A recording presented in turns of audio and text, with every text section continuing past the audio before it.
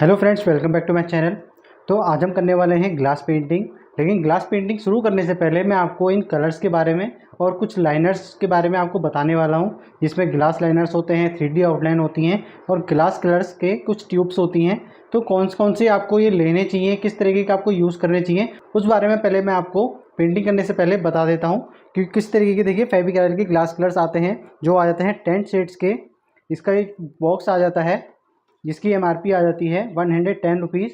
तो इसमें 10 बॉटल्स होती हैं अलग अलग कलर की। साथ ही में इसमें हमें मिलती है एक glass liner tube black colour की, जो हमें एक बड़े पैक में भी अवेलेबल होती है, एक छोटे पैक में भी अवेलेबल होती है। तो इसमें हमें 10 सेट्स मिल जाते हैं। इस तरीके के कुछ सेट्स आते हैं, वो हमें इसमें देखने को मिल जाते हैं। उसी तरीके से एक छोटा पैक आ जाता है जिसमें आ जाते हैं 6 सेट्स।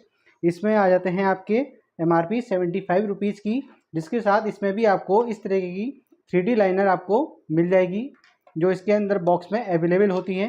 वो आपको छोटे बॉक्स में और बड़े बॉक्स में दोनों में ही अवेलेबल होती हैं। और कुछ मार्केट में देखिए अलग तरीके की ग्लास लाइनर्स होते हैं, जो आप यूज़ कर सकते हैं अपनी ग्लास पेंटिंग में। तो ये कैमल की कंपनी की होती है ग्लास लाइनर, ये आप अलग से भी बाय कर सकते हैं। इसकी MRP आ जाती है 35 रुपीज़। तो ये आ जाती है देखिए मेटेलिक गोल्ड में। इसमें आपको सिल्वर भी मिल जाएगा, ब्लैक भी मिल जाएगा। तो अभी मेरे पास एक ब्लैक रखा हुआ है, तो देखिए ये भी ब्लैक कलर की ग्लास लाइनर है, जिसकी MRP आ जाती है 35 रुपीज़। इसमें ये आप देखिए यहाँ पे प्रिंट इसलिए नहीं है क्योंकि ये आ जाती है सॉल्वेंट बेस्ड कलर जो आते हैं कैमल के, उसके संग ये ग्लास लाइनर फ्री आती है। तो उसी की ये ट्यूब है। वैसे आप इसको अलग से भी बाय कर सकते हैं। और साथ में आ जाती है मार्केट में, आप देखिए फेविक्रिल के 3D आउटलाइनर्स का भी यूज़ कर सकते हैं। इसमें मल्टी कलर्स हैं, कई तरीके के कलर्स आ जाते हैं। इसमें ग्लिटर के भी होंगे और नॉन ग्लिटर भी होते हैं। तो इसमें आप हर तरीके के कलर्स का यूज़ कर सकते हैं। जैसे कि देखिए यहाँ पे ग्रे कलर है, ब्लू कलर है और ये आ जाता है ग्लिटर गोल्ड। तो इस तरीके के शेड्स आप अलग अलग तरीके के यूज़ कर सकते हैं। 3D लाइनर में आप चाहें ये यूज़ करिए, चाहे आप याली बॉर्डर्स का यूज़ करिए, या फिर आप फेविक्रिल की ये लाइनर का यूज़ कर सकते हैं अपनी ग्लास पेंटिंग में। तो आप कोई से भी 3D लाइनर्स का यूज़ कर सकते हैं। साथ ही में हम यूज़ करेंगे फेविक्रिल की ग्लास कलर्स। तो अब चलते हैं अपनी पेंटिंग की तरफ कि हमें पेंटिंग किस तरीके की करनी चाहिए और किस बेस पे हम करने वाले हैं। तो ग्लास पेंटिंग के लिए मैं यूज़ करूँगा OHP शीट का। ये आ जाती है OHP शीट, ये आपको लोकल मार्केट में भी मिल जाएगी और मैंने इसका डिस्क्रिप्शन में लिंक दे रखा है, वो आप वहाँ से भी बाय कर सकते हैं। तो ये कुछ इस तरीके की OHP शीट होती है ट्रांसपेरेंट। जैसे हम ग्लास में यूज़ करते हैं वैसे ही हम OHP शीट में भी यूज़ करते हैं। और इसको जब आप यहाँ पे ग्लास पेंटिंग का पूरा वर्क कर लें तो उसको फ्रेम के पीछे आप इसको अटैच कर सकते हैं। सेम तरीका है, चाहे आप ग्लास में कर लीजिए डायरेक्ट, या फिर आप इस OHP शीट में कर लीजिए। ग्लास पेंटिंग के लिए मैंने एक प्रिंट आउट निकलवाया है। इस तरीके से देखिए पैरेट का है, साइड में फ्लावर्स हैं।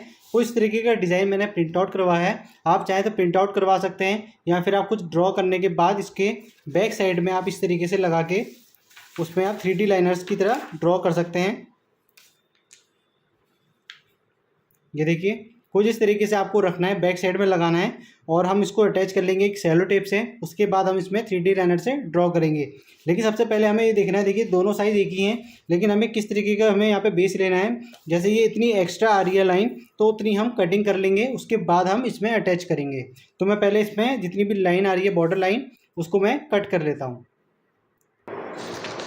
तो देखिए मैंने इस तरीके से कटिंग कर ली है।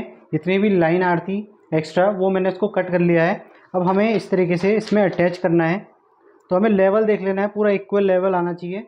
और यहाँ से हम चारों तरफ से इसमें सेलो टेप से इसको अटैच कर लेंगे, जिससे आपका पेपर इधर से उधर हिले नहीं। तो अब मैंने देखिए चारों तरफ से यहाँ पे टेप से अटैच कर लिया है। अब मैं इसको फ्लिप कर लूँगा और यहाँ पे देखिए अब हमें यहाँ पे 3D लाइनर का यूज़ करना है। जितना भी ये डिज़ाइन आ रहा है वहाँ पे हमें ये वर्क करना है। तो 3D लाइनर में मैं यूज़ करने वाला हूँ मेटेलिक गोल्ड का, जो मैंने आपको अभी लाइनर दिखाई थी उसी का मैं ये यूज़ करने वाला हूँ। तो जब आप ये यूज़ करें तब बस आप ये देखिए कि एक सीक्वेंस में आपको यहाँ पे चलना है। ऐसा नहीं है कुछ आपने यहाँ पे 3D लाइनर बनाया, कुछ यहाँ पे बनाया, लेकिन जब आप वर्क करेंगे तो ये अगर आपने यहाँ पे बनाया तो वो आपके हाथ से फैल सकती है। तो एक लाइन वाइज आपको ये वर्क करना होता है। मैंने कुछ लोगों को देखा है कि कुछ यहाँ कर दिया, यहाँ बना है तो फिर उन्होंने यहाँ बना दिया, यहाँ बना दिया। तो इस तरीके से आपको नहीं करना है। एक लेवल से आपको यहाँ पे चलना है, जिससे आपका वर्क खराब भी ना हो और अच्छे से फिनिशिंग से कंप्लीट हो जाए। तो अब आपको यहाँ पे धीरे धीरे से यहाँ से स्टार्टिंग करनी है। तो देखिए कुछ इस तरीके से आपको ये वर्क करना है। आपको पहले 3D कोन का अगर आपको चलानी नहीं आती है तो एक बार आप रफ में ट्राई कर सकते हैं कि किस तरीके से आपको वर्क करना है।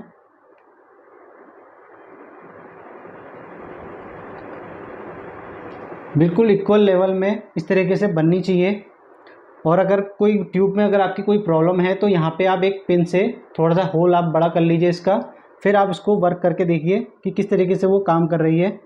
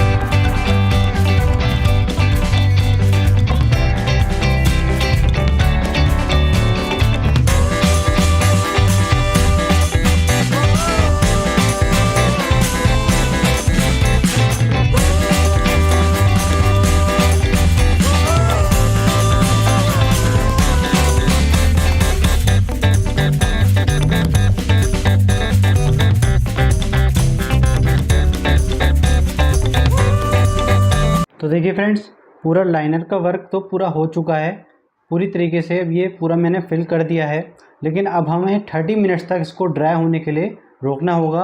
उसके बाद ही हम ग्लास कलर्स का यूज़ करेंगे। तो प्रॉपर तरीके से ड्राई हो चुका है। अब हमें करना है ग्लास कलर्स। तो इनमें ग्लास कलर्स हम जो यूज़ करेंगे, कुछ यहाँ पे पिंक आएगा, लाइट पिंक आएगा। तो देखिए जैसे ग्लास कलर्स में आपने देखा होगा एक आ जाता है ट्रांसपेरेंट, देखिए वाइट के नाम से आता है, होता ही ये ट्रांसपेरेंट है। ये कलर को लाइट करने के लिए होता है। तो ये वाइट प्रॉपर वाइट नहीं होगा, अगर आप यूज़ करेंगे तो प्रॉपर वाइट नहीं होता है, बस आप कलर को लाइट कर सकते हैं। तो देखिए मैं इसको लाइट कलर, जैसे मुझे लाइट पिंक बनाना है तो मैं यहाँ पे पहले इसको अप्लाई करूँगा। पहले मैंने देखिए ये वाइट मैंने अप्लाई कर लिया। अब मुझे इसके ऊपर से पिंक का यूज़ करना है, जिससे हमारा कलर थोड़ा लाइट शेड हो जाएगा।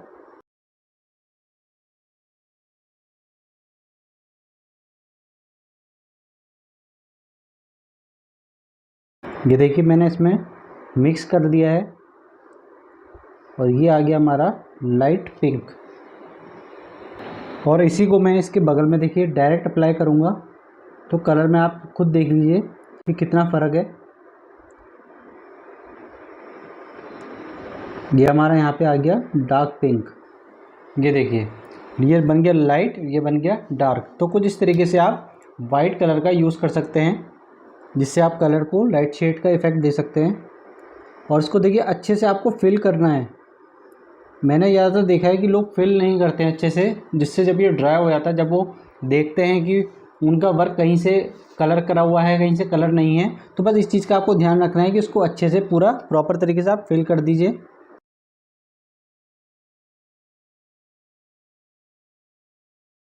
अब जैसे कहीं मैंने वाइट ही छोड़ना है तो मैंने वाइट हल्का सा जो लाइट ही देना है वहाँ आप लाइट शेड का दे सकते हैं। जहाँ आपको मिक्स करना है वहाँ पे आप उसको पहले अप्लाई करने के बाद पिंक कलर का यूज़ करेंगे तो लाइट शेड हो जाएगा। बस इन्हीं बातों का ध्यान देना होता है कि कहाँ पे आपको कलर का कौन सा किस तरीके से यूज़ करना है।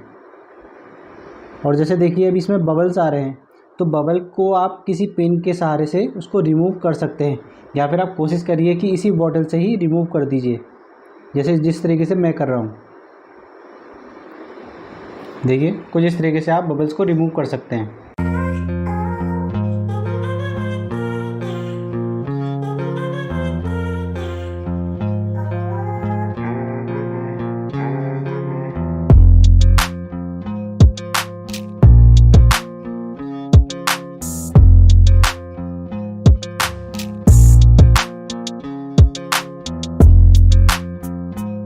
बबल्स रिमूव करने का एक तरीका मैं आपको और बता देता हूँ कि आप ईयरबड का भी यूज़ कर सकते हैं। कुछ इस तरीके से देखिए इसको आप सोक करके बबल्स को रिमूव कर सकते हैं।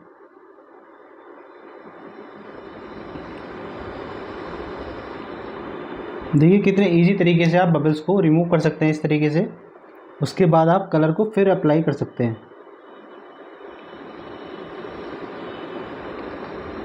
ये देखिए